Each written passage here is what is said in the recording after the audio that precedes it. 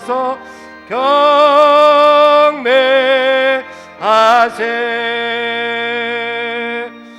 아멘.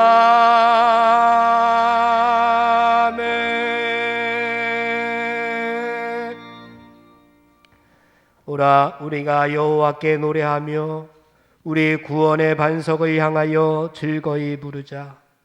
우리가 감사함으로 그 앞에 나아가며 서로 그를 향하여 즐거이 부르자. 하나님은 크신 하나님이시오니 모든 신 위에 크신 왕이시로다. 오라 우리가 굽혀 경배하며 우리를 지으신 여호와 앞에 무릎을 꿇자. 아멘.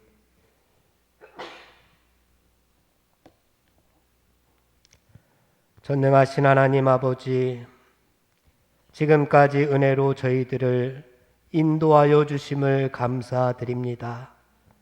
오늘 드려지는 감사의 예배를 영광으로 받아 주시옵소서. 신령과 진정으로 드려지는 예배가 될 수 있도록 성령님 이 시간 임재하여 주시옵소서. 우리 모두에게 함께하여 주실 줄 믿사옵고 예수님의 이름으로 기원하옵나이다. 아멘.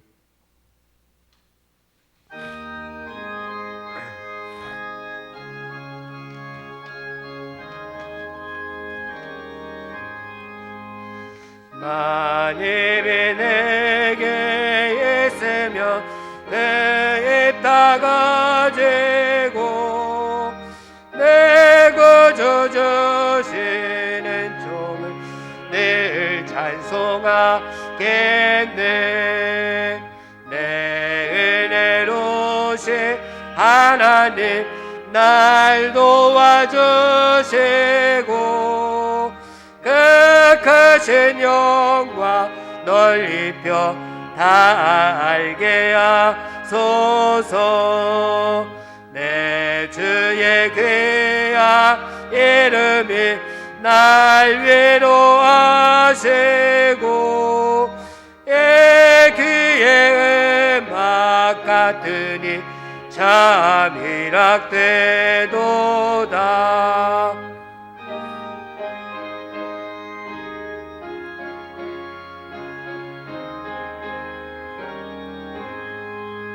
내 죄의 권세 깨뜨려 그 결박 푸시고 이 추한 마음을 비로소 고청케 하셨네.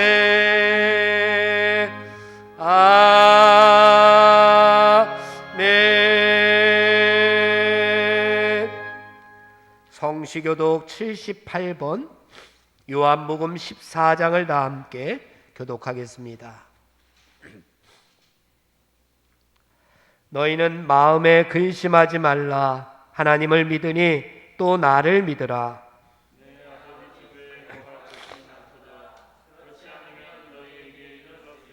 내가 너희를 위하여 거처를 예비하러 가노니 가서 너희를 위하여 거처를 예비하면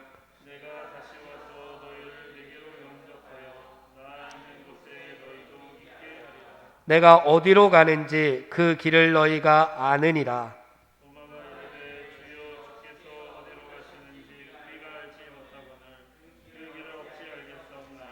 예수께서 이르시되 내가 곧 길이요 진리요 생명이니. 아멘.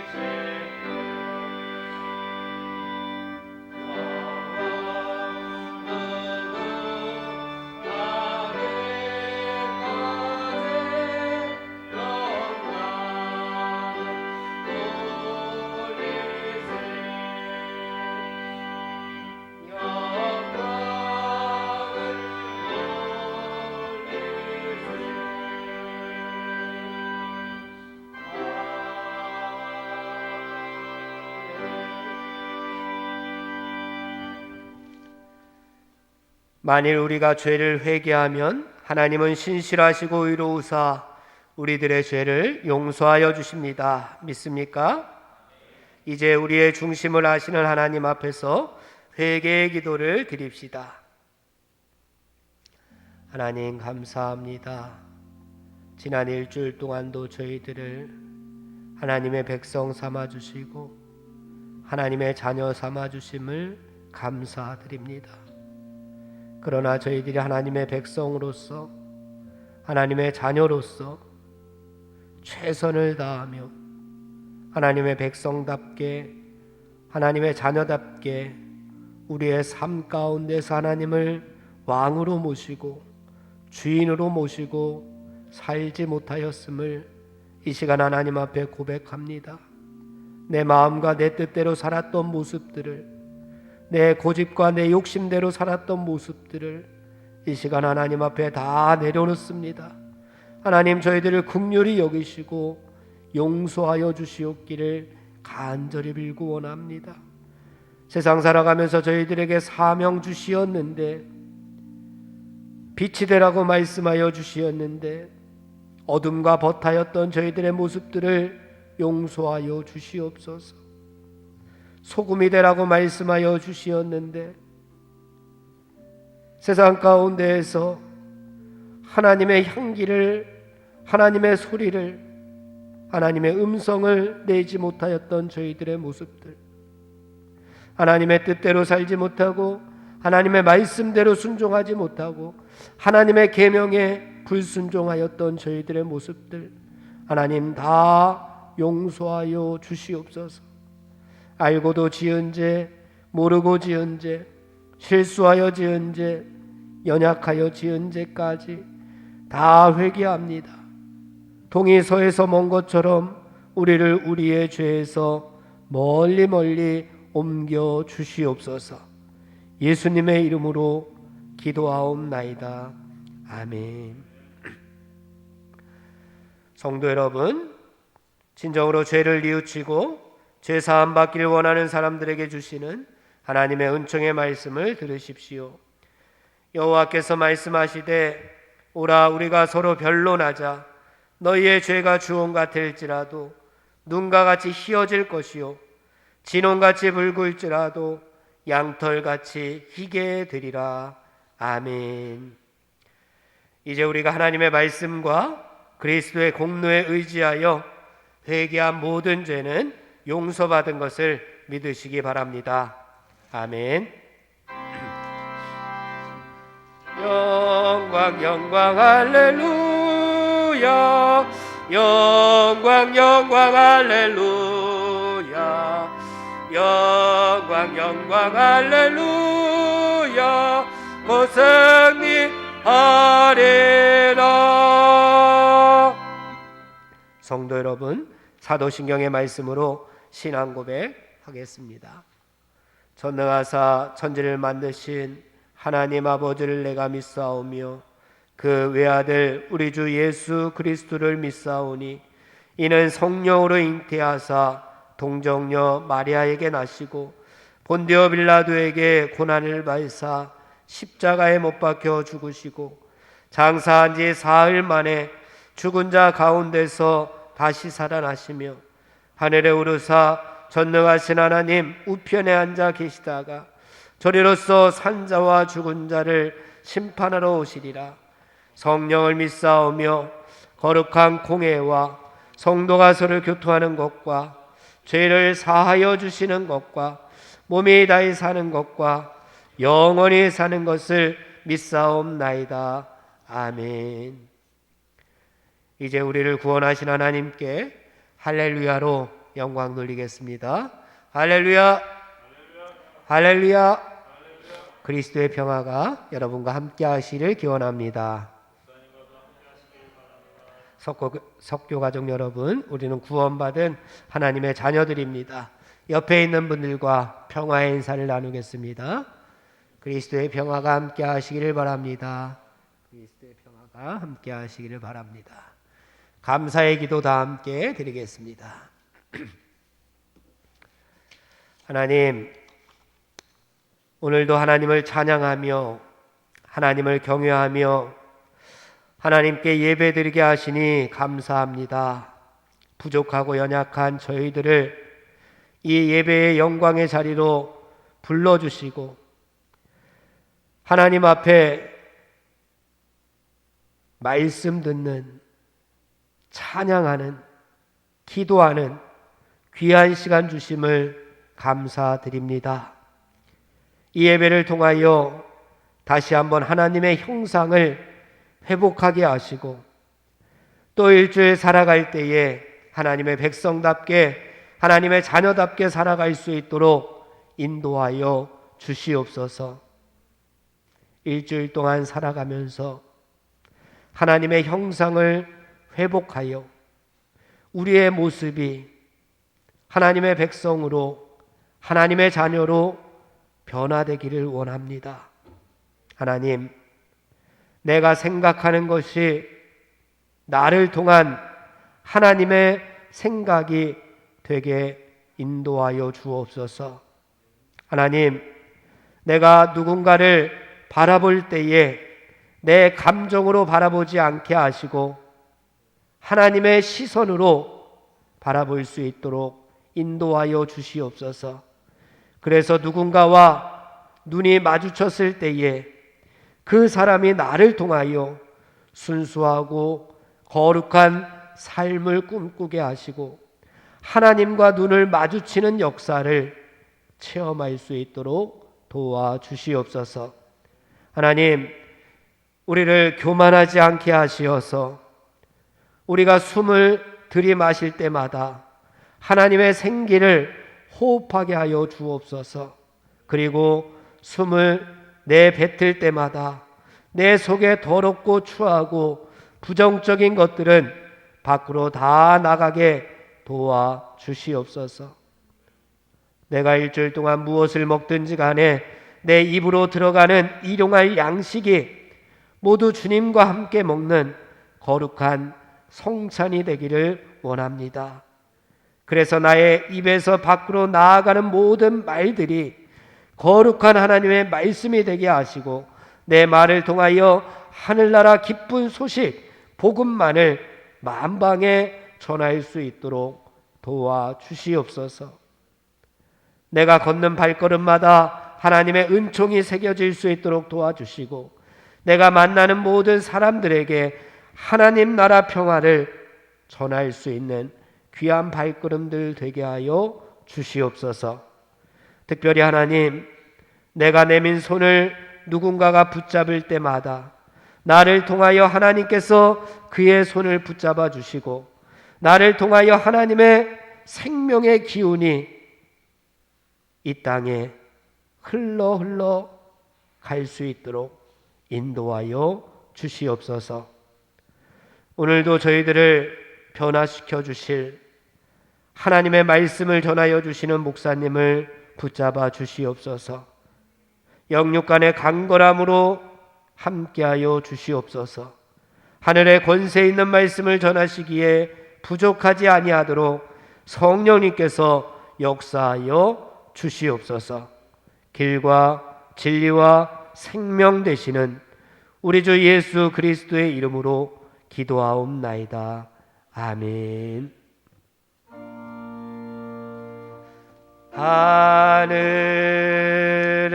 하늘에 계신 아버지 이름 거룩하사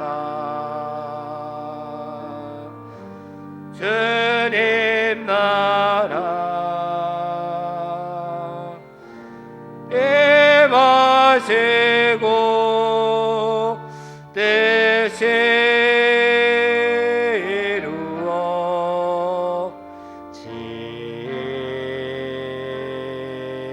이루어지이다.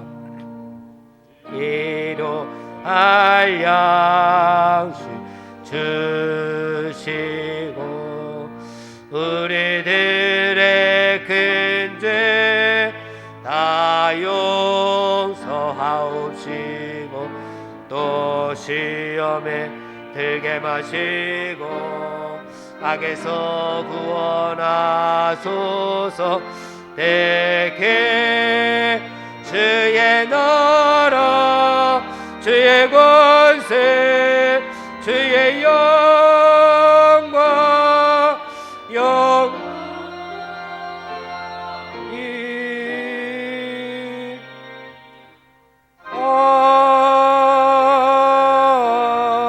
아멘.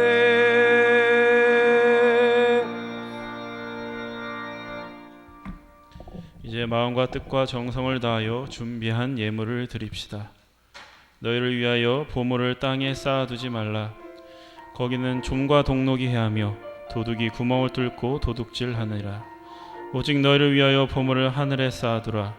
거기는 좀이나 동록이 해하지 못하며 도둑이 구멍을 뚫지도 못하고 도둑질도 못하느니라.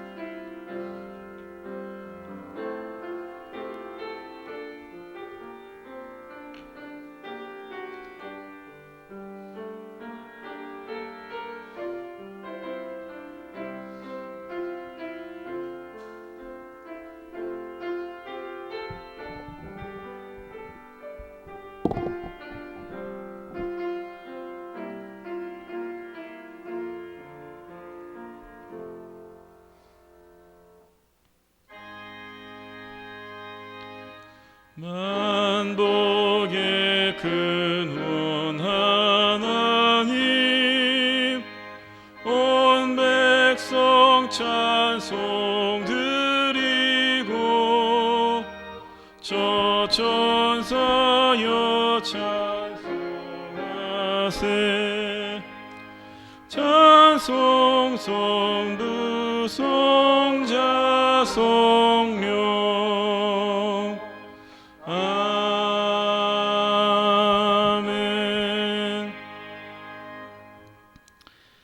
하나님 아버지, 이 시간 주님의 은혜에 감사하여 저희의 마음과 뜻과 정성을 다해 예물을 바칩니다.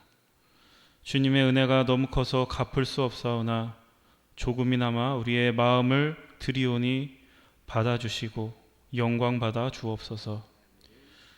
우리가 드리는 이 예물이 주님의 영광을 위해 하나님의 나라를 위해 귀하게 쓰임받기 원합니다. 저희가 드린 11조가 우리의 모든 것이 주님으로부터 왔음을 기억하는 시간이 되게 하여 주시고 우리의 모든 소유가 주님의 소유임을 잊지 않게 하옵소서. 범사에 감사하여 드린 예물을 통하여는 저희들의 삶의 감사와 기쁨이 더욱 충만케 하시고 선교 헌금을 통하여 하나님의 나라가 확장되고 복음의 기쁨이 땅 끝에 이르기까지 전해지게 하옵소서. 감사드리며 예수 그리스도의 이름으로 기원하옵나이다. 아멘.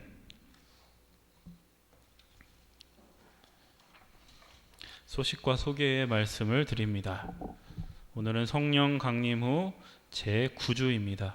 성령 충만하심을 입어 하나님의 자녀답게 성숙해 가시기를 바랍니다.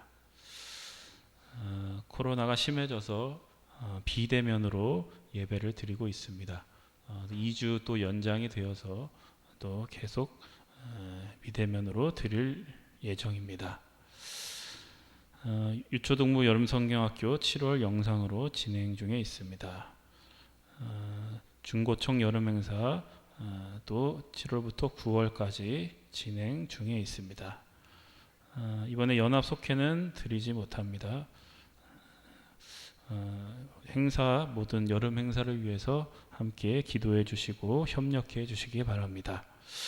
돌다리 봉사의 복음마차 반찬 배달 봉사가 8월 12일 목요일 오전 10시부터 있습니다. 또 중보기도가 필요한 우리 성도님들 위해서 기도하실 때마다 기억하셔서 기도해 주시기 바랍니다. 찬송가 197장 부르겠습니다.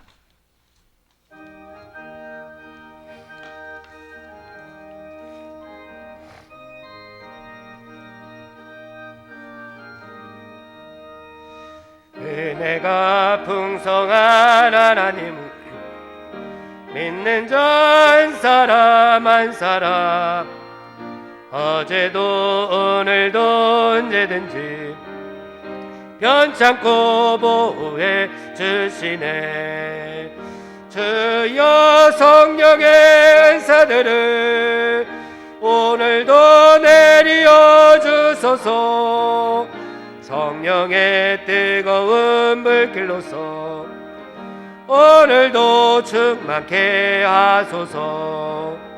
정욕과 죄악에 물든 마음을 성령의 불길로 태우사 정결케 하소서. 태우소서. 깨끗게 하여 주옵소서. 주여 성령의 은사들을 오늘도 내려 주소서. 성령의 뜨거운 불길로서 오늘도 충만케 하소서. 희생의 제물로 돌아가신 어린 양 우리 주 예수여, 구속의 은혜를 내리시사 오늘도 구원해 주소서. 주여 성령의 은사들을 오늘도 내려 주소서. 성령의 뜨거운 불길로서 오늘도 충만케 하소서.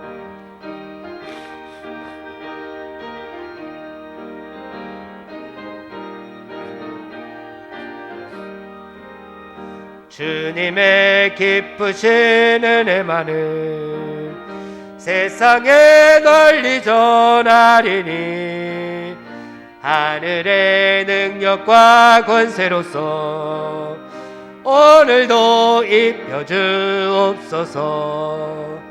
주여 성령의 은사들을 오늘도 내려 주소서. 성령의 뜨거운 불길로서 오늘도 충만케 하소서. 아멘.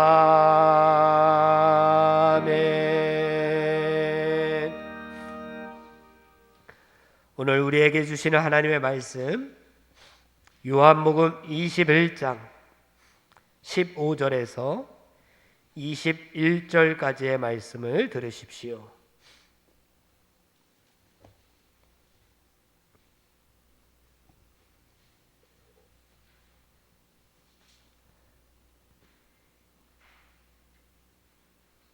요한복음 21장 15절에서 18절까지의 말씀입니다.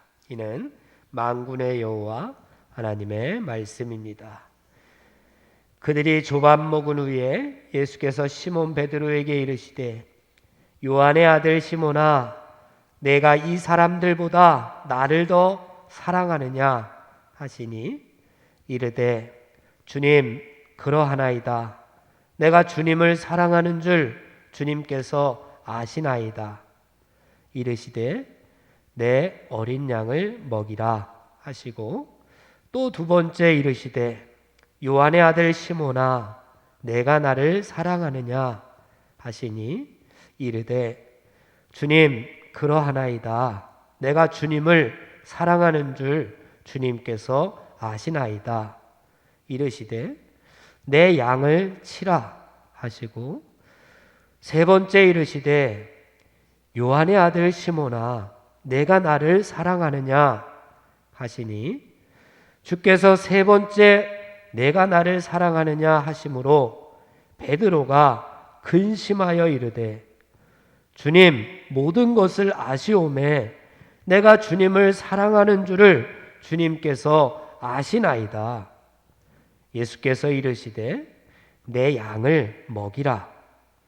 내가 진실로 진실로 내게 이르노니 내가 젊어서는 스스로 띠띠고 원하는 곳으로 다녔거니와 늙어서는 내 팔을 벌리리니 남이 내게 띠띠우고 원하지 아니하는 곳으로 데려가리라. 아멘. 성령의 여운이 성경 읽을 때 그 속에서 빛을 보게 하소서. 아멘.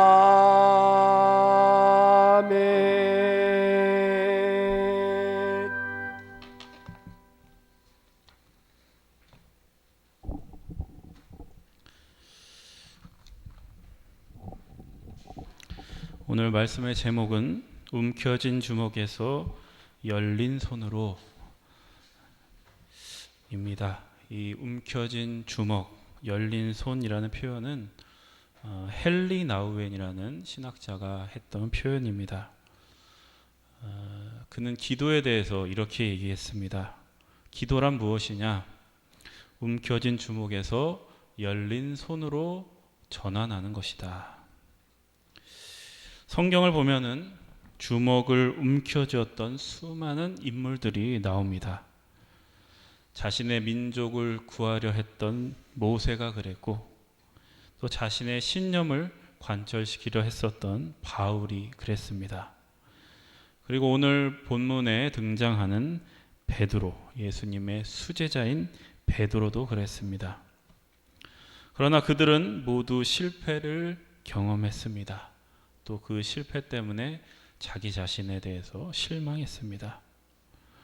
그러나 그들은 하나님의 인도하심 속에서 꽉 움켜쥐고 있었던 그 주먹을 서서히 펴게 됩니다. 그리고 결국 하나님 앞에 열린 손으로 나오게 됩니다. 그리고 그 열린 손 위에, 그 손 위에 그 빈 곳을 통하여 역사하시는 하나님의 섭리와 은혜를 체험하게 됩니다. 그래서 우리가 신앙생활을 한다는 것은 무엇이냐? 움켜진 주먹에서 열린 손으로 점차 변화되는 하나의 과정이다. 이렇게 볼 수 있습니다. 오늘 우리가 읽은 본문 말씀도 신앙생활은 우리의 움켜진 주먹, 즉 우리의 의지, 우리의 진심만 가지고는 할 수 없다라는 것을 보여주고 있는 말씀입니다. 오늘 본문은 부활하신 예수님과 베드로가 나눈 대화의 말씀입니다. 어떤 대화인지 우리 15절에서 17절까지 다시 한번 봉독합니다. 그들이 조반 먹은 후에 예수께서 시몬 베드로에게 이르시되 요한의 아들 시몬아 네가 이 사람들보다 나를 더 사랑하느냐 하시니 이르되 주님 그러하나이다. 내가 주님을 사랑하는 줄 주님께서 아시나이다. 이르시되 내 양을 먹이라 하시고 또 두 번째 이르시되 요한의 아들 시몬아 네가 나를 사랑하느냐 하시니 이르되 주님 그러하나이다. 내가 주님을 사랑하는 줄 주님께서 아시나이다. 이르시되 내 양을 치라 하시고 세 번째 이르시되 요한의 아들 시몬아 네가 나를 사랑하느냐 하시니 주께서 세 번째 네가 나를 사랑하느냐 하심으로 베드로가 근심하여 이르되 주님 모든 것을 아시오매 내가 주님을 사랑하는 줄을 주님께서 아시나이다. 예수께서 이르시되 내 양을 먹이라. 예수님께서는 제자들과 아침 식사를 하신 후에 베드로에게 이렇게 물으십니다. 네가 나를 사랑하느냐? 그것도 세 번씩이나 물으십니다. 이에 베드로는 이렇게 대답합니다. 예, 주님 그렇습니다. 제가 주님을 사랑하는 줄을 주님께서 아십니다. 그러자 예수님께서 베드로에게 이렇게 말씀하십니다. 내 양을 먹이라. 내 양을 치라.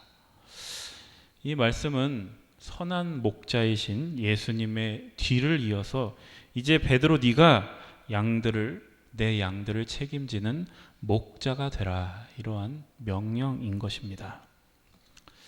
그런데 우리가 여기서 주목해야 될 중요한 대목이 있습니다. 17절의 말씀을 보면 베드로가 근심하여 이르되 라는 표현을 합니다. 왜 베드로는 예수님의 세 번째 물음을 듣고 근심했을까? 여러분 한번 생각해 보십시오. 베드로가 이렇게 근심했던 것은 잊고 있었던 자신의 부끄러운 과거가 생각났기 때문이었습니다. 과거 예수님이 빌립보 가이사랴 지역에 계실 때 제자들에게 이렇게 물으신 바가 있습니다. 너희는 나를 누구라 하느냐? 이 질문에 베드로는 아주 당당하게, 아주 확신 있게 이렇게 대답합니다. 주는 그리스도시요 살아계신 하나님의 아들이십니다. 예수님은 이 베드로의 대답에 아주 흡족해 하셨습니다. 그럼 만약에 이게 중간고사라고 한다면 이 베드로는 지금 중간고사에서 100점을 맞았다라고 할 수 있습니다. 그런데 이제 또다시 시간이 흘러서 예수님이 십자가에 달려서 죽으시기 전날 밤, 그러니까 제자들하고 이 최후의 만찬을 하던 그때에 예수님은 베드로에게 아주 충격적인 이야기를 하십니다. 베드로가 이렇게 묻습니다. 주여, 주여, 어디로 가십니까? 예수님께서 이렇게 대답하십니다. 내가 가는 곳에 내가 지금은 따라올 수 없으나 후에는 따라오리라. 지금은 네가 나를 따라올 수 없지만 이후에는 네가 따라오리라. 그러니까 이 베드로가 놀라서 얘기합니다. 아니 주님 무슨 말씀이십니까? 지금 어찌하여 따라갈 수 없나이까? 제가 어떻게 주님을 따라가지 못합니까? 제가 주님을 위해서는 제 목숨까지라도 바치겠습니다. 이렇게 대답합니다. 그러자 예수님이 뭐라고 하십니까? 네가 나를 위하여 내 목숨을 버리겠느냐? 내가 진실로 진실로 내게 이르노니 닭이 울기 전에 네가 3번 나를 부인하리라. 여러분, 베드로의 입장에서 한번 생각해 보십시오. 베드로에게 이 예수님의 말은 정말 믿기 힘든 아주 충격적인 말이었을 것입니다. 그런데 더 놀라운 것은 베드로가 실제로 예수님을 배신했다는 사실입니다. 이 복음서가 이제 신약 성경에는 마태, 마가, 누가, 요한이 있는데 그 4복음서에서 모두 이 베드로의 배신에 대해서 증언하고 있습니다. 여러분, 베드로가 누굽니까? 예수님의 첫째가는 수제자이고 누구보다 충성스럽고 누구보다 열정이 넘치는 사람이 바로 베드로입니다. 그런데 이 베드로가 자신은 결코 예수님의 제자가 아니다, 이렇게 부인했다는 겁니다. 자, 자기 자신도 자기가 그랬다는 것에 대해서 받아들이기가 힘들었을 것입니다. 그래서 베드로는 중간고사에서는 100점 만점을 받았지만 기말고사에 와서는 빵점을 맞게 되는 그런 결과를 맞게 된 것입니다. 처음에 그렇게 호언장담했던 자신의 모습과 또 이후에 너무나 비겁하게 예수님을 부인하고 예수님을 외면했던 그 자신의 모습이 이렇게 겹쳐지면서 베드로는 얼마나 괴로워했을까요? 그러나 지금 부활하신 예수님이 다시 베드로에게 찾아와서 네가 나를 사랑하느냐 이렇게 말씀하실 때 베드로는 너무나 뻔뻔스럽게도 예수님을 사랑한다라고 대답하고 있는 겁니다. 그런데 이 베드로의 말은 결코 거짓이 아니었습니다. 이 베드로의 말은 진심이었습니다. 베드로는 이렇게 얘기하는 겁니다. 주님, 저의 마음은 진심입니다. 그러나 제가 진심은 있었지만 실력은 없었습니다. 이런 저의 마음을 주님께서는 아시리라 믿습니다. 이게 바로 베드로의 대답이었습니다. 여러분, 예수님은 지금 이 배신한 베드로를 찾아와서 책망하시는 것이 아닙니다. 너 왜 나를 배신했냐? 이렇게 베드로를 추궁하려고, 베드로를 괴롭히려고 오신 게 아닙니다. 예수님은 베드로가 자신의 목숨을 바치겠다고 말하기 그 이전부터 이미 베드로의 모든 것을 꿰뚫어 보고 계셨습니다. 그래서 예수님은 아주 차분하고 아주 인자하신 목소리로 오늘 18절에서 이렇게 대답하십니다. 18절 말씀 다시 한번 봉독합니다. 내가 진실로 진실로 네게 이르노니 네가 젊어서는 스스로 띠띠고 원하는 곳으로 다녔거니와 늙어서는 네 팔을 벌리리니 남이 내게 띠띠우고 원하지 아니하는 곳으로 데려가리라. 아멘. 여러분, 베드로라는 사람, 베드로라는 인물을 생각해 보면 활기찬 젊은이의 모습이 생각납니다. 여러분, 젊은 시절에는 누구나 열정이 넘칩니다. 무엇이든 할 수 있을 것 같은 자신감도 있고 내가 무엇이든 도전하면 다 이룰 수 있을 것 같은 그런 의욕도 넘칩니다. 그런데 그만큼 젊은 시간 때는 실수도 많이 하고 실패도 많이 합니다. 그래서 이제 그런 일들이 생기다 보면 내 뜻대로 안 되는 이 세상이 원망스럽기도 하고 또 내 기대에 못 미치는 나 자신에게 스스로 실망감을 느끼기도 합니다. 그리고 이런 일이 계속 반복하다 보면 어느 순간에 이제 깨닫게 됩니다.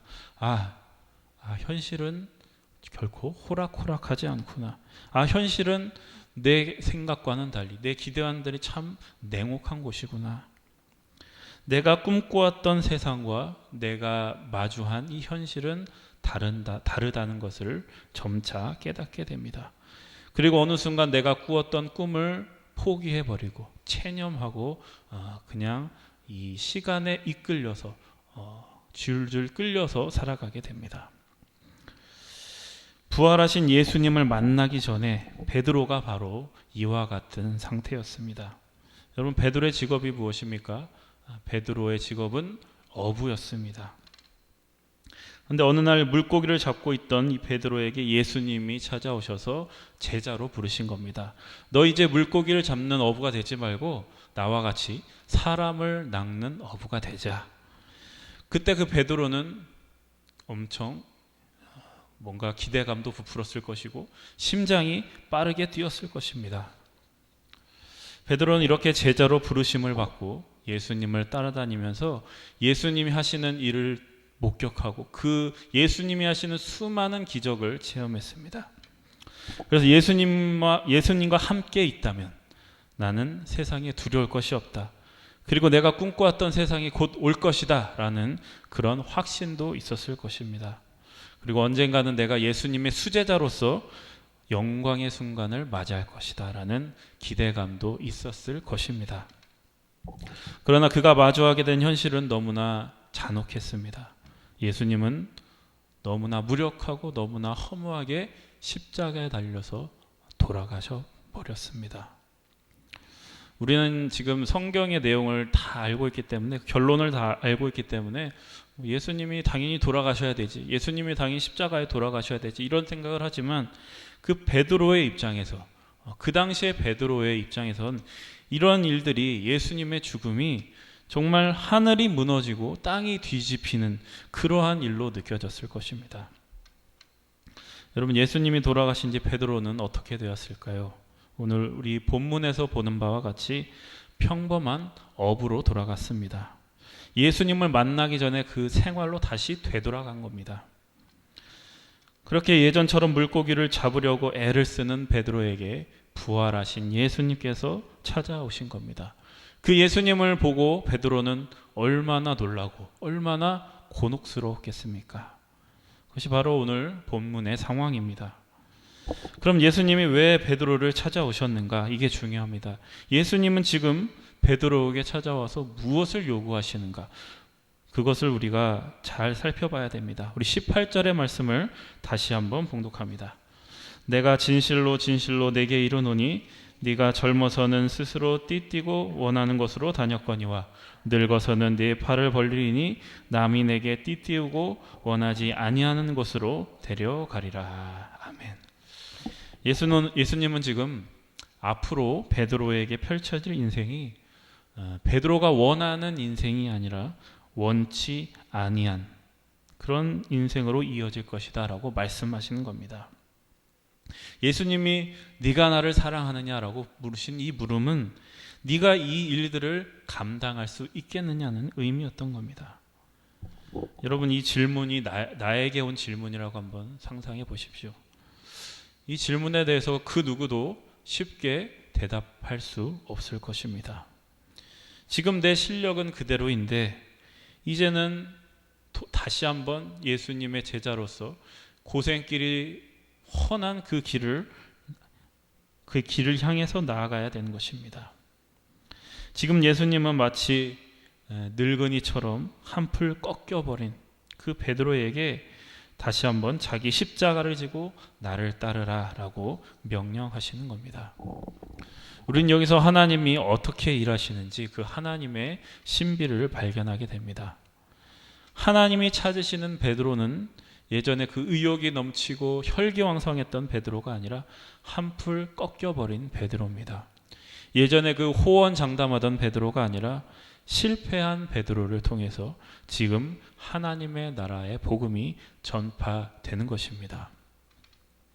호언장담하는 그 베드로가 갈 수 없었던 그 길을 한풀이 꺾여버린 베드로가 가게 되는 것입니다. 바로 이렇게 풀이 죽어있는 베드로 안에서 이제는 나의 뜻이 아니라 하나님의 뜻을 따를 수 있는 가능성이 싹 트는 것입니다. 여러분, 정말 놀랍게도 이 베드로의 사역은 우리의 예상과는 달리 베드로의 실패 위에서 베드로가 실패한 그 경험을 통해서 열매를 맺게 되는 것입니다. 그리고 그 사역은 베드로가 원하고 베드로가 흠모했던 길이 아니라 그가 원하지 않던 길, 그가 기대하지 않던 길을 견딤으로써 만들어지게 되는 것입니다. 여러분, 우리에게 신앙은 언제 생길까요? 신앙이라는 게 언제 생길까 생각해 보면 신앙은 우리의 성공이 아니라 우리의 실패를 통해서 만들어진다라는 겁니다. 하나님 앞에 내 뜻이 꺾이고 하나님의 뜻을 존중하는 그 법을 배우는 그 일에는, 또 하나님의 뜻을 따르게 되는 그 길에 들어서는 그 길에는 우리의 실패가 큰 역할을 한다는 것입니다. 여러분, 바울을 한번 생각해 보십시오. 바울도 예전에 스데반의 죽음에 일조했던 사람입니다. 그러나 바울은 그 일을 겪고 난 후에 진정 위대한 바울이 됩니다. 그리고 모세도 마찬가지입니다. 모세도 혈기왕성했던 그 왕자의 삶을 뒤로하고 정말 그 광야에서 40년 동안 약을 치면서 그런 정말 무익한 세월을 견디고 나서야 비로소 하나님의 뜻을 따르는 법을 배우게 됩니다. 베드로는 자신의 호언장담이 얼마나 무가치한 일이었는가를 예수님의 배반이라는 그 실패를 통해 깨닫게 되는 것입니다. 그리고 하나님은 그 베드로의 실패 위에서 일하기 시작한다라는 겁니다. 이 실패를 통해서 일하신다. 이게 바로 하나님의 신비입니다. 우리가 흔히 쓰는 말 중에 하나님 앞에 굉장히 외람된 말이 하나 있습니다. 그거는 하나님이 쓰실 만한 그릇이라는 표현입니다. 여러분, 이런 말씀 많이 들으실 겁니다. 하나님이 쓰실 만한 그릇이 되라. 그러나 여러분, 하나님이 쓰실 만한 그릇이라는 것은 없습니다. 왜냐, 하나님은 자신이 쓰고자 하는 사람을 쓰시기 때문입니다. 그리고 그런 사람들은 바로 질그릇 같은 사람입니다. 하나님께서 그 질그릇 안에 보배를 담으시겠다라고 말씀하는 겁니다. 만약 우리들이 하나님이 쓰실 만한 그릇이 되라는 말을 한다면 그거는 우리가 질그릇이 되기 싫다는 얘기입니다. 하나님, 저 질그릇 되기 싫습니다. 값비싼 고급 그릇이 되어서 하나님이 쓰실 만한 내가 되겠습니다. 그럴 만한 위대한 사람이 되겠습니다 라고 얘기하는 겁니다. 그러나 여러분, 하나님이 우리에게 원하시는 것, 그건 우리가 하늘 위에 한 점 부끄러움이 없는 완벽한 사람이 되라는 얘기가 아닙니다. 아주 깨끗하고 흠이 없는 아주 하얀 도화지 같은 사람이 되라는 게 아닙니다. 지금 예수님은 내 양을 먹이라 라고 하시며 자신의 귀한 양을 베드로에게 맡기셨습니다. 그러나 이 베드로는 예전에 호언장담하던 자신감이 넘치고 열정이 넘치고 확신이 넘쳤던 베드로가 아니라 이제는 한풀 꺾여버린 실패한 베드로라는 것을 여러분 기억하십시오.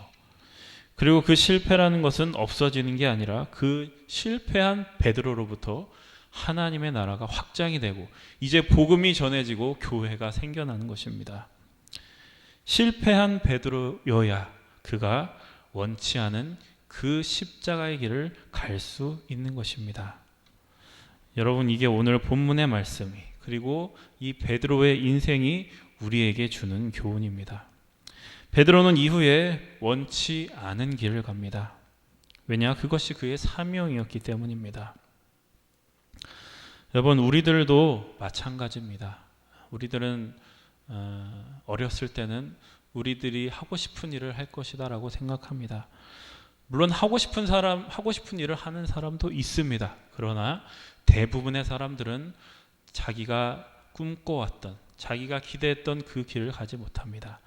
원하지 않는 길로, 원하지 않는 인생을 살아가게 됩니다. 여러분, 특별한 사람만 십자가를 지는 것이 아닙니다. 누구나가 그렇게 자기 십자가를 지고 가는 겁니다. 베드로가 가야 했던 원치 않던 길, 그것이 우리에게 지금 주어진 일상입니다. 바로 그곳이 우리가 하나님의 은혜를 구하는 자리이며 하나님의 은혜가 충만한 자리라는 겁니다. 여러분, 예수님의 길을 따라서 자기 십자가를 지고 가는 삶이란 내가 원하지 않는 삶을 신앙으로 살아가는 일입니다. 그래서 우리가 은혜를 구해야 될 자리, 하나님이 은혜를 부으시는 자리는 특별한 것이 아니라 우리가 매일매일 반복해서 살아가는 그 일상 아니라는 겁니다. 그래서 신앙으로 살아간다는 게 별게 아닙니다. 우리의 평범한 일상, 그것을 하나님의 은혜로 받아들이며 살아가는 것입니다. 여러분, 지금 여러분의 모습이 마음에 들지 않는다고 후회하거나 자책하지 마십시오. 그리고 여러분들의 그 실패한 과거를 계속 씻어내고 그 실패를 만회하려고 여러분의 귀한 시간을 낭비하지 마십시오. 계속 반복되는 일상, 변화 없이 의미 없이 흘러가는 그 시간 속에서도 하나님은 여전히 일하고 계십니다. 그러니 이제는 여러분의 움켜진 주먹을 조금씩 펴고 하나님 앞에 열린 손으로 여러분들에게 주어진 평범한 삶을 충실하게 살아가는 여러분이 되시기를 축복합니다. 다 함께 자리에서 일어나십시오. 파송하겠습니다. 이제 예수 그리스도의 군사와 종으로서 사명을 성취하기 위하여 세계 속으로 담대하게 나아가시기 바랍니다. 성령님의 도우심을 따라 최선을 다하겠습니다. 아멘.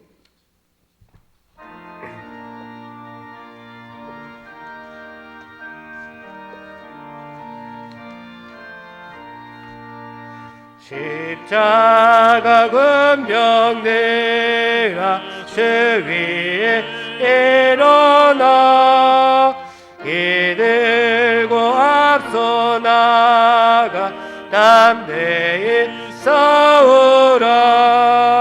주께서 승천하고 영광을 얻도록 그 근대 거는 대사 이기게 하시네. 십자가 군병들아 주 위에 일어나 그 나팔 소리 듣고 곧 나가 싸우라. 수 없는 원수 앞에 주 따라갈 때에 주 예수의 힘을 주사 강하게 하시네.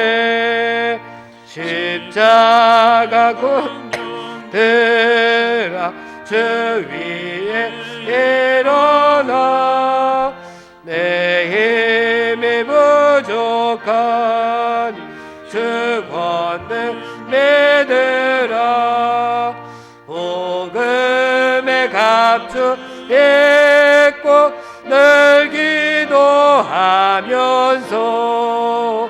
너 맡은 자리에서 충성을 다하라.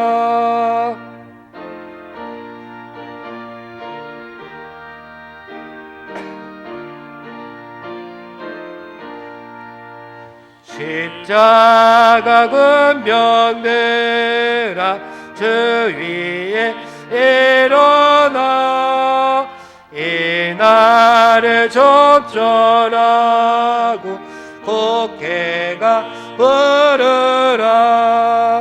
승전한 군사들은 영생을 얻으며 영광의 주와 함께 왕노를 하리라.